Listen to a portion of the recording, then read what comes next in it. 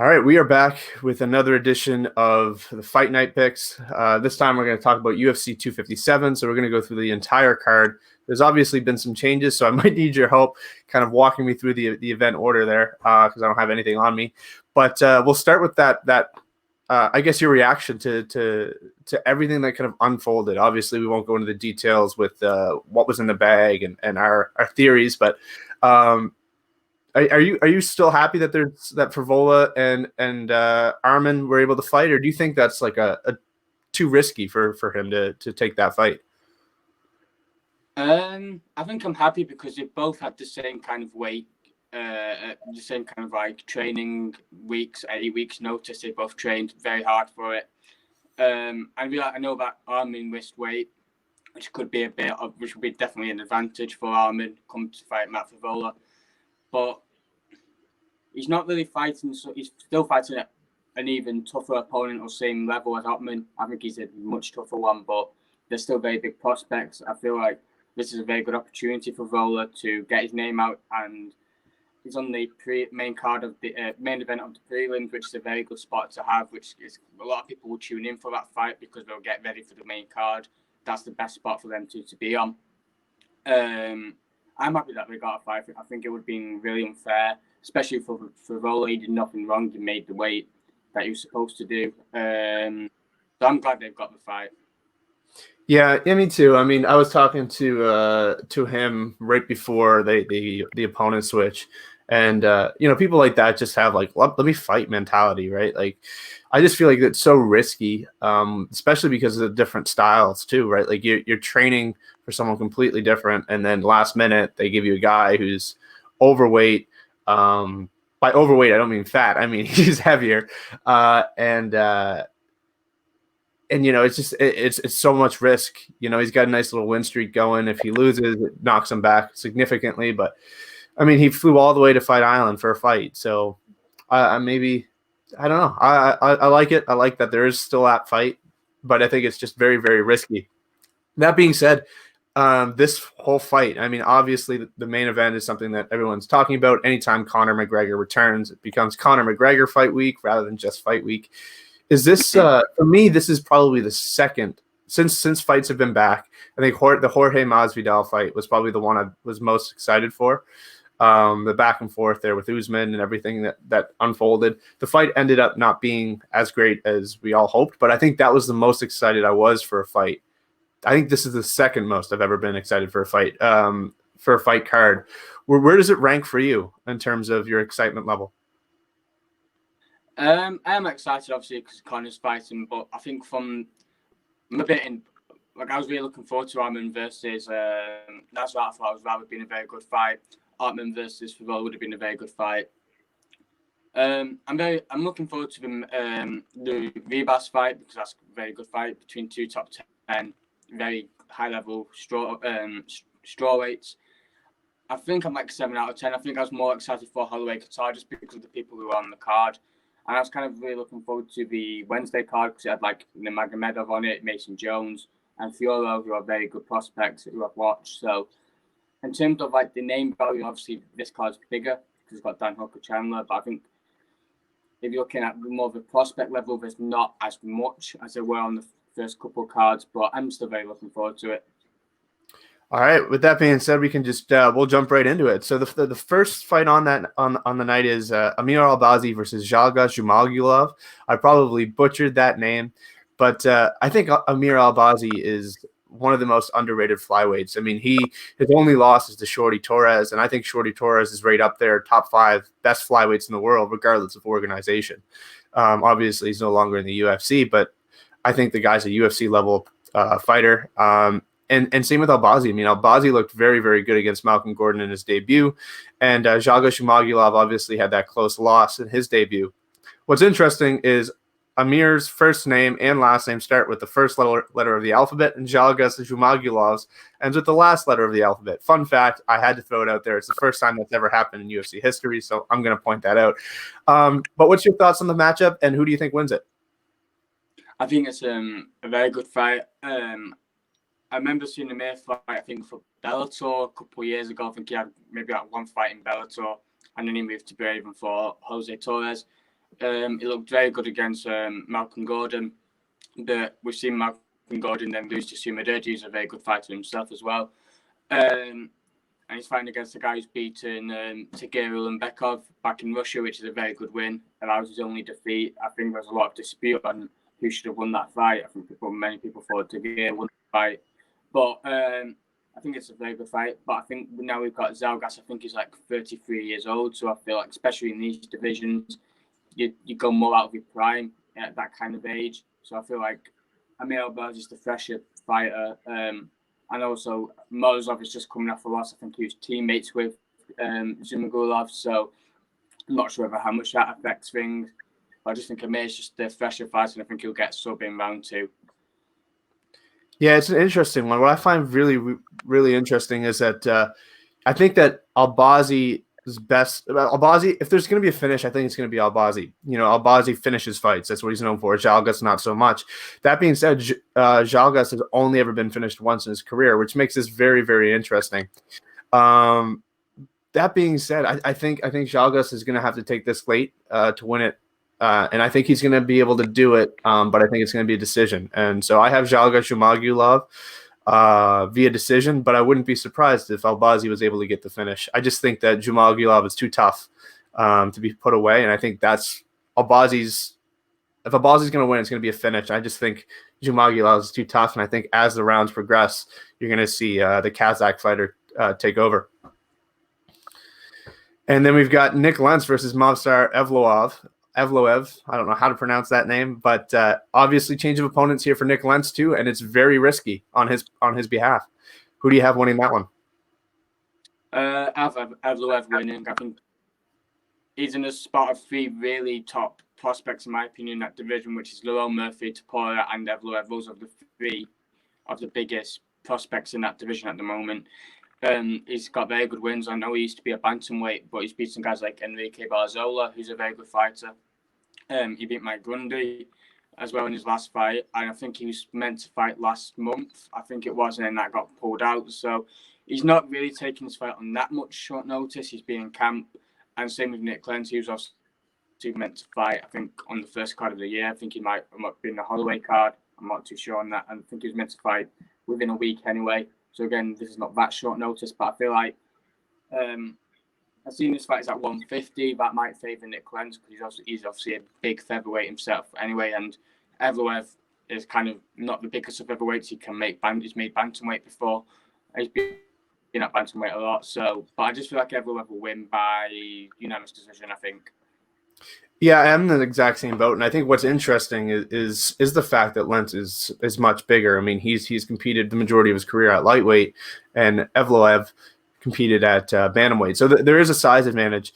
That being said, man, Nick Lentz is tough as they come. He's durable. The only time he's actually been truly finished, other than like a doctor, is by Charles Oliveira, and I mean we've seen what Charles Oliveira finishes anybody in the world, not named Tony Ferguson at the moment. I mean, he's unbelievable.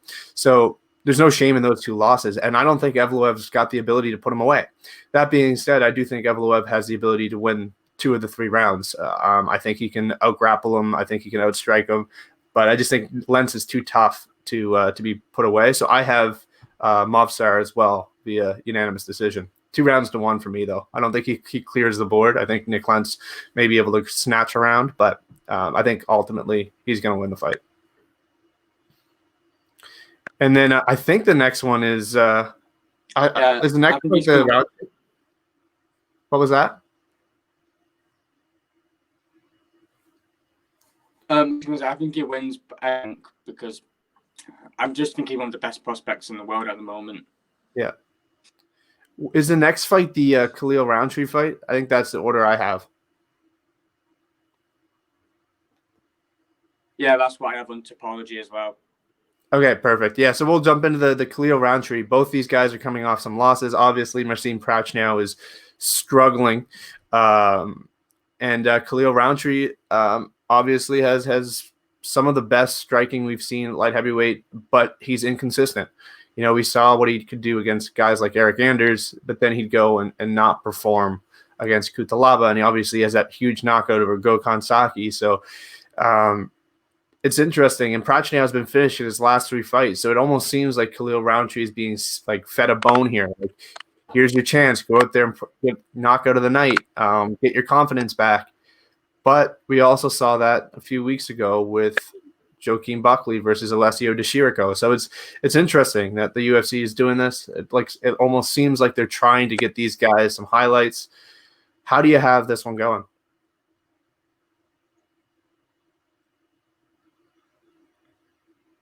I think I have Rountree winning. I just Prachnio's coming off a bad KO loss to Michael Rodriguez. And I just feel the only thing that worries me that Rountree has retired before, or he said he's retired.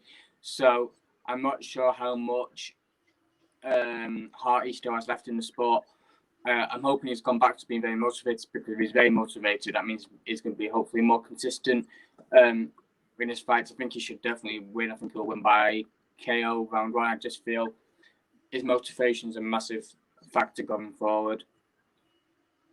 Yeah, I have the exact same prediction. I mean, I think we've seen him be inconsistent before, but we know when he's on that he's next level. His striking is unbelievable.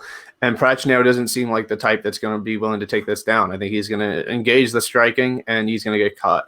So I'm in the same boat there. I have first round knockout for Khalil Rountree. And the next fight, I believe, is the Sara McMann one? Is that what's next? I don't have Tapology right in front of me right now.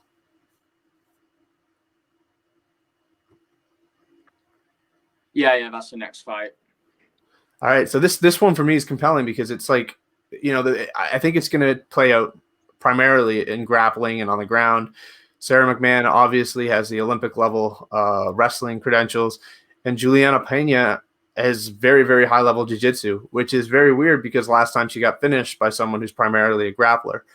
I'd say she hasn't looked the same since returning from her injury. Obviously, she had the win over Nico Montano, but I don't think she's looked like the type of girl that's going to make a run for the title. And everyone thought before the injury that she could be, champion or a long reigning champion or a title contender for a while. And it just hasn't really seemed like, she's going to be able to get that run going. That being said, Sara McMann is tough, and this is an interesting matchup. Who do you have winning this one? I think I've got Pena winning. I think by split decision. I don't know incredibly amount about Sara McMann because obviously, like I say, I'm fairly new to the sport. I've only been watching for the last couple of years, so I've missed quite the majority of the fights.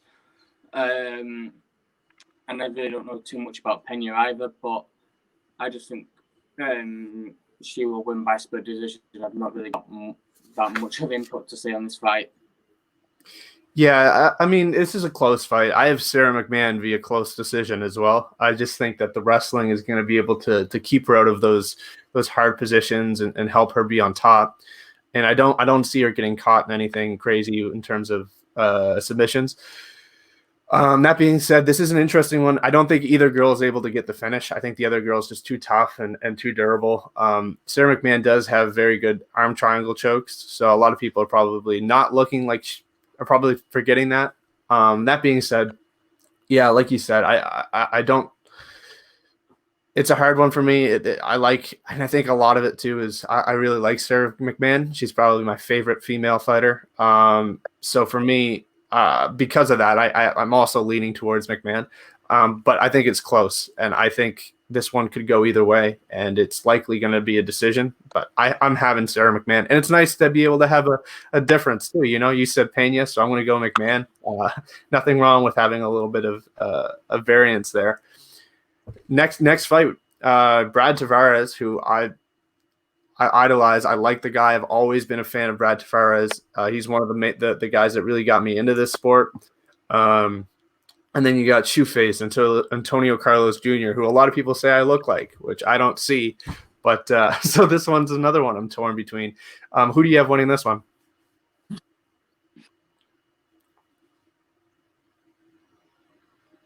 I think I've got Antonio Carlos Jr. winning by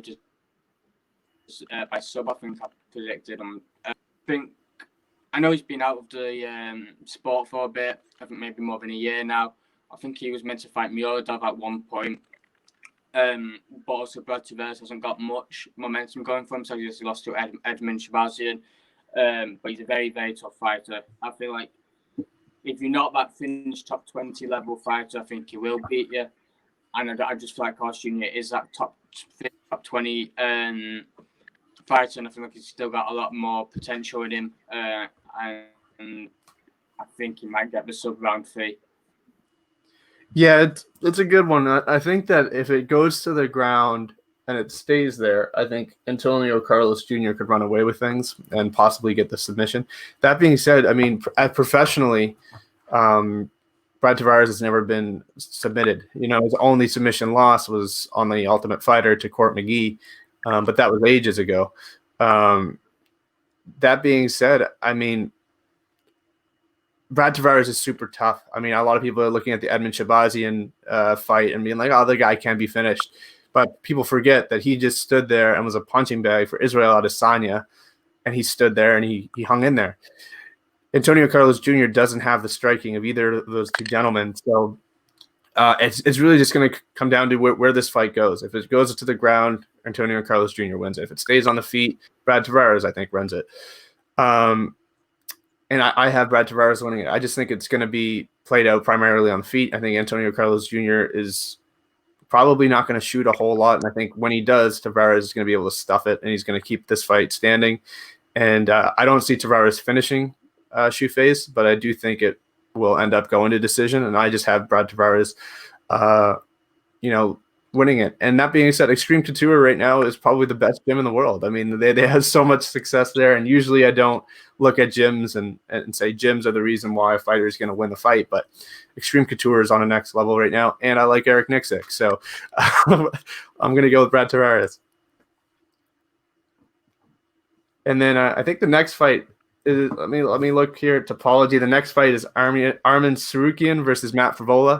And this is the fight that we opened up talking about there, where both of their opponents ended up getting pulled for undisclosed. Well, one was kind of disclosed, but we won't go into that. And the other one, we aren't really sure what the reasoning is for it in Nasrat Hakparas. But Arman Tsarukyan versus Matt Favola. This takes place at 157-pound catch weight after Tsarukyan couldn't make weight.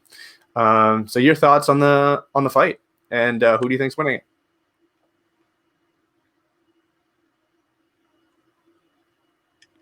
I think it's a good fight. I think it's a very big opportunity, like I said, for Matt Favola. But Arman's one of my favourite prospects, and I think he trains out of Tiger Muay Thai, which is obviously a very good gym as well. Very on the rise. You've obviously got Rafael Fiziev, who's the head of the striking there, and we've seen Arman have very good striking, along with quite decent wrestling as well. He also had a fantastic performance against Islam Makhachev, who's, I think, is ranked now in the lightweight division, and he's meant to be the next big thing in that division, next Khabib in that division. And he did very well in his debut, and that just kind of tells me what kind of fighter Arman is, that he will literally fight anybody on any day, and he doesn't really care where they're ranked or how big of a jump that is for him, and he'll make it very competitive. And I think the fact that he's only 24 years old, I think the sky's the limit for him. I think he can really push on for that title. And after this fight with Favola, if he does win, and I think he will win, I would love to see like a Brad Riddle fight, and then the winner of that obviously gets up into the rankings. Yeah, it's a good matchup, and I think the one name you mentioned there was Islam Makhachev. That was such a good fight, and the fact that he held his own in that fight in his debut, I think says a lot about who he is. And that was the only blemish in his UFC record was that fight, and the guy is ranked. Matt Favola has been kind of squeaking by decisions. He hasn't been dominant, but he keeps getting by. And I think a lot of people call him out for that reason. Like, he's like the number one called out lightweight. Everybody after their fight wants Matt Favola. And I think it's because he narrowly gets things done. And I think a lot of people see him as like an easy target almost, but he always gets it done. That being said, I just think Arman Tsarukyan is better at this point. He's showcased that. He's gone in on short notice against very high level guys. It doesn't matter who he's fighting. And I don't think the style change is going to affect him as much. I think he's going to fight no matter what. I mean, he's out there, like you said, at Tiger Muay Thai. There's nothing that has been presented that's going to be presented to him that he hasn't seen before. He's training with killers, Valentina Shevchenko, Piotr Yan. The list goes on and on of guys like Alexander Volkanovski goes there frequently. So he's seen some high level stuff. And I think the opponent change is going to affect him a lot less. I think if they both had time to prepare for this fight, it would be very different. But I think the last minute notice, the fact that he's a little bit heavier, I think that's going to be the difference maker in this one. I think he's going to be able to out wrestle him as well. And I think it doesn't really matter where this fight goes. I do think that Tsarukyan gets it done. And I'm going to go decision, though. I'm going to go decision. I don't think he's able to finish him. So Tsarukyan via decision for me. And then we'll jump into the main event. Amanda Ribas versus Marina Rodriguez. I think Amanda Ribas is slowly becoming a superstar, and everybody likes her. She's so bubbly.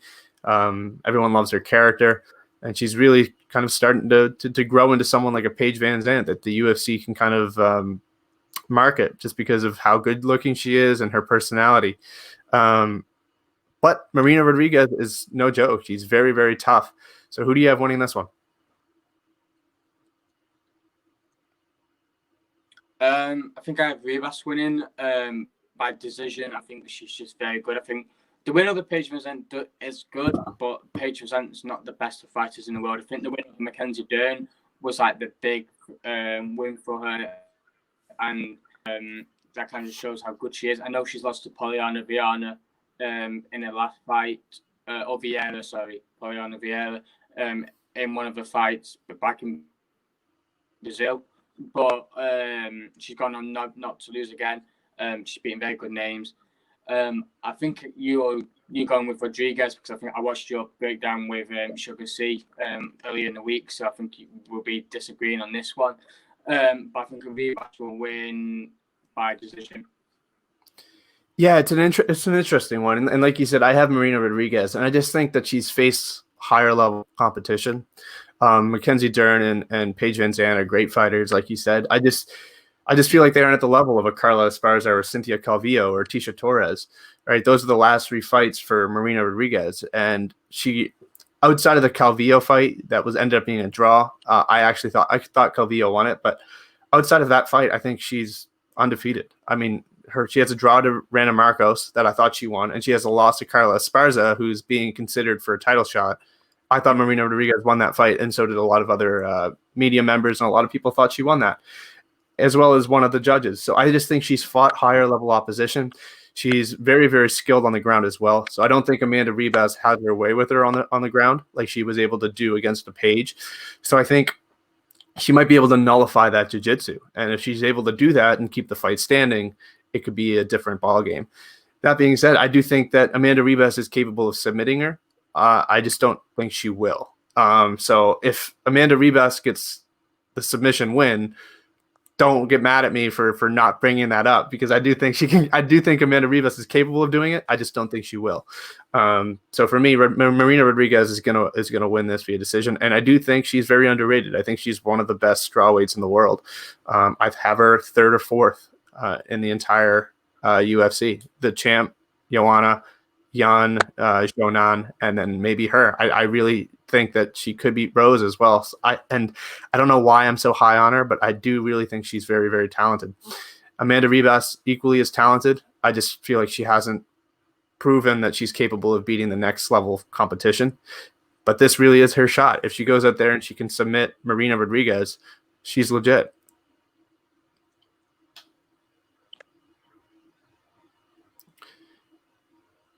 All right, and then we'll jump right into the next one. This is Makhmud Muradov, who's got some highlight reel KOs.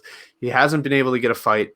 He's had 4 different opponents in 2020, and he's facing Andrew Sanchez, who has been counted out so many times. I counted him out against Wellington Turman, and he went out there and got a knockout. So it's an exciting matchup. Who do you have winning this one?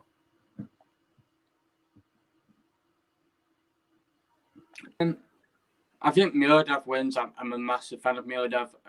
I think he could be a potential massive star, especially with his Floyd Mayweather connections. A lot of people don't realize that he's a the money. He's part of the money team. I'm not sure if he's the only UFC fighter part of it, but I think he's definitely might be the only UFC fighter in Europe part of that part of the money team, which is massive. I think he's got like 1 million followers on Instagram already. I know that doesn't mean everything, but that just shows kind of like how much of potential of a big star he's going to be. And he's very talented. I mean, I think he's one of the most experienced guys they've signed in recent memory. I think they signed him at 22-6. He made a scene in the the Balkans area, like Czech Republic. He did very well. I think he trained out in Czech Republic. He obviously represents Uzbekistan. He's very good. He's got good striking. Against Trevor Smith and Alessio Di Chirico, he's not shown. He's got very good combinations, but in that Di Chirico fight in that round 3, he kind of slowed down. Whether that was his cardio issues or whether that was just him being very calm and him knowing that he was winning the fight. I hope he doesn't do that against a guy like Andrew Sanchez. He's a bit more dangerous than Di Chirico, but we saw what happened with Di Chirico versus Buckley. We saw how powerful, how dangerous Di Chirico can be. I just feel like Muradov will win by unanimous, I think.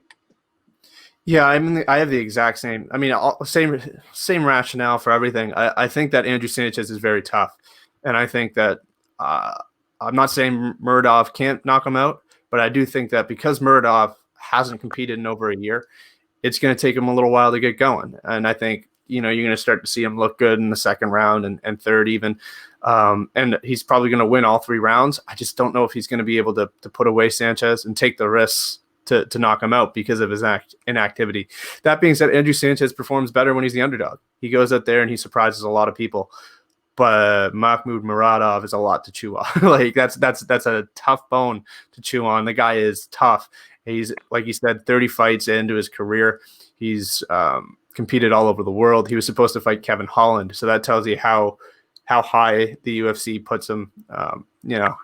And so, man, he's tough. He's tough, and Makhmud Muradov, I think, could be ranked after this win, and I wouldn't be surprised if he jumps into the top 15 with a very good performance over Andrew Sanchez. And then we've got Jessica Eye, who's notoriously bad for making weight, but she made the 126-pound limit, and she's competed previously at Bantamweight, which I think is going to be a huge factor in this fight, is that she is the bigger girl on the night. And then Joanne Calderwood, who everybody loves. Joanne, everybody loves JoJo. I feel like, knowing where you're from, I feel like I know who you're going for. But who do you think is going to win this fight? I think I is going to win the fight, but I'm obviously rooting for Calderwood. But it's not really the most exciting fights, in my opinion. Like, I think like Marina Rodriguez versus Ribas would have been better for the spot as a featured fight of the main card. I know these two are more higher ranked, I think, but Calderwood kind of had a shot at a title, almost had a shot at a title. She lost to Jennifer Maia. And I think I had a shot at the title, so it's kind of like, if he wins here, it's kind of like, well, where do they go now? Like, it's not really going to get them a title shot. And that's the thing with this division. I feel like they're relying a lot on the strawweights now to move up, like you see with Andrade, obviously beating Caitlin Chookagian, and do it. And she's probably going to be the next in line for the title, I feel. So I just feel like the flyweight division needs a lot more talent. We've seen it with Fiorello now. She could be a very big talent coming through in that division. I just feel like there needs to be a lot more. And at the moment, I don't want to say I don't have any interest in the division, because I do. I just feel like in this fight especially, it's just like, it's kind of like, well, where do they go after this? They're not going to get a title shot, so who knows what's going to happen next. Yeah, I mean, I agree with all those points. I mean, JoJo risked her title shot last time out against Jennifer Maia, obviously, ended up losing it. So for me, deep down, anytime someone takes a risk like that, you feel bad for them and you want them to win. And I like JoJo. I think Syndicate MMA's got a good team going right now. They've got Roxy, who didn't look great on Wednesday. And usually when two fighters are competing at the same time, they're both going through the cut together and they don't end up becoming the priority. And I don't want to say that's going to be a factor, but that is something to consider as well. Jessica we've seen her go out there and look unbelievable in fights where we count her out and then not look great at other times. So she's hit or miss as well. She's very inconsistent. And I do think that Jessica she's a bigger girl. She's fought higher level opposition. And recently, to me anyway, she's looked better. I do think that she can go out there and get it done. I mean, I don't think she finishes her. I think this is going to be probably, if you're going to turn the TV off, I feel like this might be that fight. I don't see this being overly exciting. I hope I'm wrong because I love both of these girls. But I just think the matchup for the two of them isn't going to, be overly entertaining. But that being said, I do think Ai is going to win. I think Ai's got the size advantage. And if she fights smart and she mixes things up, she incorporates some grappling exchanges as well as striking, she could get this done, and I think she's going to win via decision. And now we've got the fun fights, the fights that everyone is going to be watching. Obviously, eyes all over the world are tuning into that main event, but this co-main event is unbelievable as well. Especially after the Khabib announcement that he's interested in anyone in the lightweight division there at the top that puts on a good performance. I think that opens the door for Michael Chandler and Dan Hooker to go out there and steal the show. If one of these guys goes out there and looks unbelievable and knocks the other out, who's to say they don't leapfrog Conor or Charles or Justin and get the next shot, or Dustin? The winner of this fight could really be in a good spot if they go out there and get an emphatic finish. That being said, man, I don't know if I like the matchup. I really don't. I think it doesn't do much for either guy. I think for Hooker, if he wins, you beat an unranked, washed up Bellator vet. Not saying he's those things, but the UFC could take that approach and be like, man, you don't deserve it. The guy's unranked. If Chandler wins, you beat a guy coming off a loss. But it's a good opportunity for both of these guys to go out there and possibly steal the show. What's your thoughts on the matchup? And who do you think takes it?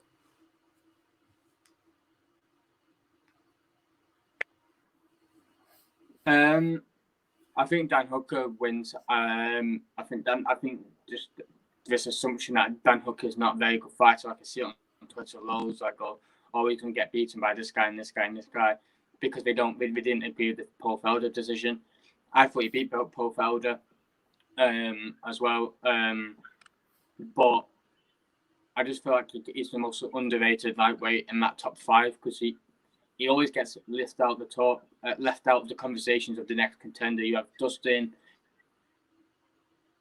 you have Charles Oliveira, you have Ferguson, Conor. Not many people mention Hooker. Like, Hooker could have won that Dustin Poirier fight if he did a little more in that round of it, and he did a tiny bit more, he probably would have won the fight. I think I scored it 3-2 to Dustin. I think it was very close. He took Dustin to the limit, in my opinion, and if he did more, he would have won. Chandler is obviously beating guys like Benson Henderson, but these are guys out of their primes. Like, if he beat him when he was in the UFC, and if Chandler went into the UFC earlier and then beat him, obviously it would be in a different conversation. But Michael Chandler's probably maybe out of his prime right now. I think he's like 34. So I think I'm a bit late, which is not the UFC's fault, obviously, because obviously he contracted with Bellator, which obviously he was very happy at for a long time. So you can't blame late. But I just feel like Hooker now is just a fresher fighter, the better fighter all around, and for the better competition. Yeah, I mean, I agree with everything like that. I think that's the key, is what have they done recently, and Chandler obviously has some legendary wins over in Bellator a little while ago, but recently, I mean, his wins over Sid Outlaw and Ben Henderson don't quite have the same value as Dan Hooker's wins or Dan Hooker's performance against Dustin Poirier, even though it was a loss.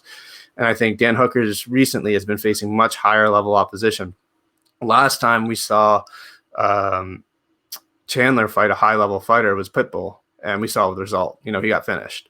So I think the 3 rounds gives Chandler a better chance to beat Hooker. But I just think Hooker's range. He's got good knees, and I think anytime Chandler goes into shoot, he puts himself in a vulnerable position to get finished. So I think I don't know if Hooker will be able to finish him. I just think there's a lot at stake here, so Hooker may not take the risks that he would take against a guy like Ross Pearson, where he knocked him out with that knee. But I think he's going to be able to kind of tee off on him a little bit and have some fun and really kind of showcase what he's capable of doing. So I have Hooker winning. I think he's going to win a decision. But I wouldn't be surprised if he's able to get the knockout, because Hooker showcased that before, and he's shown that he's got vicious knees. And what's really surprising to me is he's competed at heavyweight, but he also competed at featherweight. Like, the guy is like, I don't know what these guys do in Australia, like him and Volkanovski, especially. Like, how do you go from being 250 pounds to being 145? Like, it's ridiculous. But it is what it is. I can't wait to see this fight. And I think it's a fun matchup and a clash of styles. And then we'll jump right into that main event. This is, I think, it's the fight that turns casuals into UFC fans. I think everyone right now knows, or is UFC fan. Everyone's wearing their tap out shirts. Everyone's buying Reebok kits. But we all know come Monday, they'll be resorting back to their old sports. But I think that's a good thing for the UFC, and I think it's a good thing for everybody that casuals are watching this sport right now. And Conor does that. Anytime he comes back, it's huge, and this is no different. Even though we haven't seen him in a little while, he's got a lot of momentum. He looks good. He looks motivated. How do you have this one going?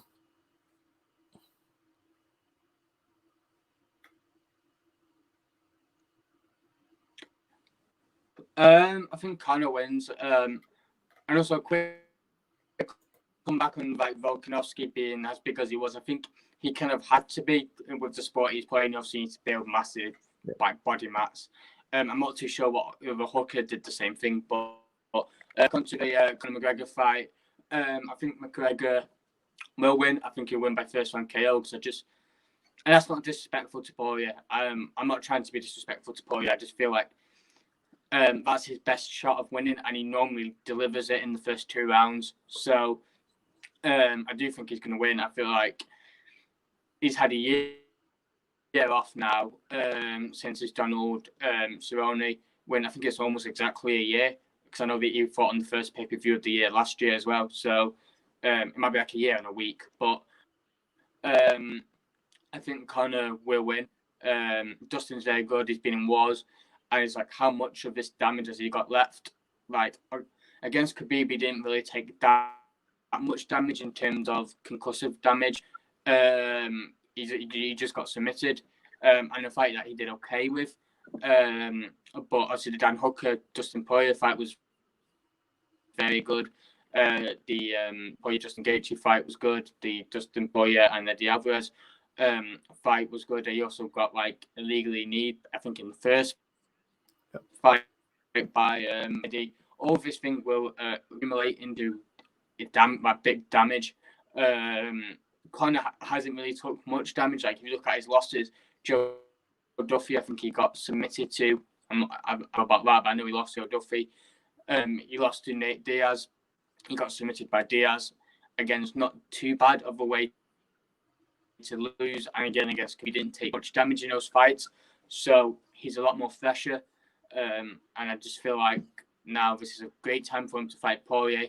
And it was also the Max Holloway war for Dustin Poirier, the very good fight with Dustin Poirier and Max Holloway as well. Like, all these are just going to be building up, I feel. And I think this is Conor's time right now. And I just feel like he will win by round 1 KO.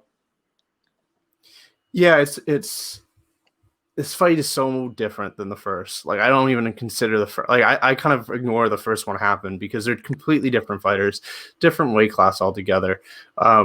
Dustin's been on an unbelievable tear. What he's been able to do, it kind of reminds me a lot of Robbie Lawler, where he kind of disappeared and he was still fighting, and he worked his way back up the hard way, and he ended up winning the interim belt. You look at Conor. Complete opposite. I mean, the stuff that he did, he went out and boxed. He had one foot out the door. He retired and non-retired. But when Conor McGregor's on, you can't discount what he does. I mean, the guy is unbelievable. He's probably one of the most underrated fighters for hardcore fans that there is, because, when you think of Conor, you think of the trash talk. You don't necessarily think about what he does inside the cage. And I think the key to victory here is for Dustin is grapple. Conor's never lost a first round that stayed on the feet. And so when Dustin's saying, I want us both to bleed in the first, doesn't sound great. It doesn't sound like he's got the right game plan, but that's also it could just be mind games. He might be willing to engage in the grappling. That being said, you look at Conor's grappling, everyone talks about how he can't wrestle. I think when you look at his fight against Khabib, he performed better grappling against Khabib than anybody else has, even Justin Gaethje. And Justin Gaethje's a D1 wrestler. So I think a lot of people underrate Conor's grappling. So I think this one is going to end up playing out on the feet. And, Conor McGregor's got more tools than just his hands. And he can kick, he can do spinning attacks, and that's something that Dustin doesn't necessarily have in his arsenal. If this was a strict boxing fight, I think it would be more competitive. But I think Conor's going to be able to tee off on him. And I think he gets it done in the second round. I think Dustin's too tough to go away early. And I don't think Conor possesses the KO shot that would knock him out. Obviously, he has a knockout against Jose Aldo, but I don't think he KOs Dustin stiff. Like Michael Johnson did it, but I don't think Conor has that power. But I think he can tee off on Dustin and overwhelm him. But it's probably going to take us 2 rounds to do that. So I have Conor second round TKO. But I think the longer this goes, the more it favors Dustin.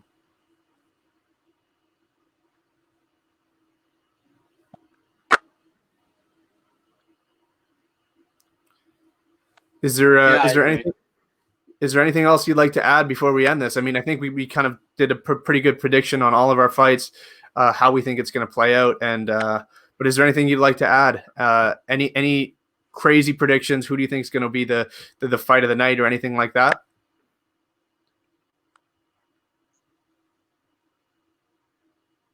I think Andrew Sanchez Muradov could be fight of the night. Just by the styles. I think Arman Tsarukyan, Matt Phil will be fight of the night actually. But I've not really got any crazy predictions. I think if I'm going for a proper underdog, but I'm still going to go with my original prediction. I think is Rodriguez. I agree. I agree with you. She probably should have won some fights that were draws. Very good, but I'm sorry, Ribas. But if I was going to go for an underdog, I would agree with you with Rodriguez as well.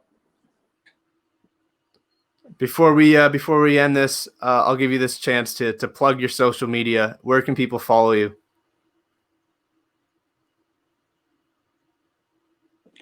People can follow me on Twitter at Joseph Shaw. On my Instagram, it's the same.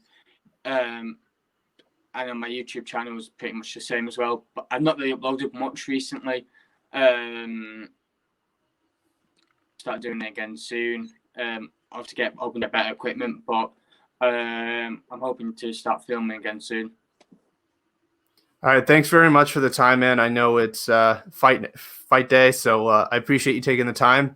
And if you guys haven't, be sure to like, comment, and subscribe, and check out all of his stuff. And we will see you guys. We'll see you guys next time for another edition. And look forward to seeing Joseph and I do some more things together.